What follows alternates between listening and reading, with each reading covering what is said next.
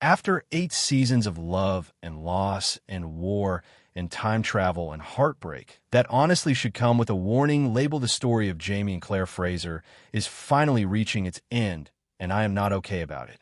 Outlander Season 8, Episode 10 is here, and this is not just any finale. This is the conclusion of one of the most beloved historical fantasy dramas ever made, and the writers have been building toward this moment since the very beginning of this final season. So let us talk about everything that is heading our way, because this episode is going to be an emotional battlefield, and I mean that in the most literal sense possible. From the very moment Season 8 kicked off, there has been this dark cloud hanging over Jaime Fraser and his fate at the Battle of Kings Mountain. You remember what Frank Randall wrote in his history book. He found a death notice for one James Alexander Malcolm Mackenzie Fraser, and that notice pointed directly to this battle. Now here is the thing that makes it so heartbreaking. Frank did not write that to hurt Claire or Jaime. He wrote it as a warning. He genuinely wanted Jaime to know so that he would stay away from the fight and at least let Brianna grow up with one father figure in her life. But if you know Jaime Fraser even a little bit, then you already know that telling a Fraser to run from a war is like telling the ocean to stop being wet. It simply will not happen. And so at the end of Episode 9, Mr. Cleveland arrived at the ridge to deliver the news that the war had finally come to Jaime's doorstep, and by the time that episode ended, every single one of us was holding our breath.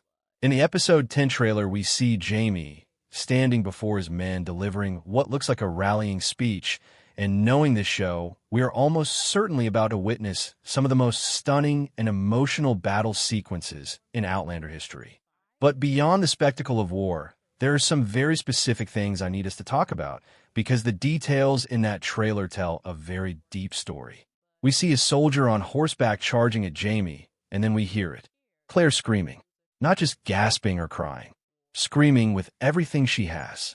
And that moment right there tells us that Jaime comes dangerously close to death in this battle. Now here is where things get incredibly interesting, because Claire is no longer the same healer she was even 1 season ago. Her hair has turned white, and the Cherokee Elder's prophecy from the earlier seasons is finally coming true.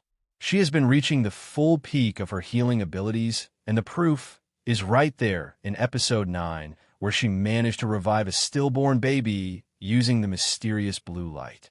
She did not fully understand how she did it or whether she can summon it again, but she did it. And now, heading into this finale, that ability could literally decide whether Jaime lives or dies. If she can channel the blue light in time, she might be able to pull Jaime back from the edge one more time. But the question is whether she has enough control over it yet. She stumbled into it once under extreme emotional pressure, and using it deliberately is a completely different challenge. So his survival is not guaranteed, and that uncertainty is what makes this finale so unbearably tense. And while we're dreading what might happen to Jaime, please spare a thought for Ian Murray, because I for one am terrified for this young man. Ian has been through so much across this series. He lost so much of his youth to sacrifice and pain, and he only just got his son back. He has a newborn baby with Rachel. He has a whole future waiting for him, and the thought of Outlander taking that away from him in the final episode is something I genuinely cannot handle. Then there is the matter of Fanny. This sweet and heartbreaking little girl heard a buzzing sound while holding a gemstone near the ridge, and if you have been watching the show long enough, you know exactly what that means. There may be a time portal nearby, and based on what the trailer hints at, Fanny will likely make her departure in this finale. Perhaps Brianna will sit with her and explain everything about time travel, so she is not walking into the unknown completely blind. And Buck McKenzie, who has honestly been one of the most warm-hearted and dependable characters this season, could be the one to guide her safely to wherever she needs to go.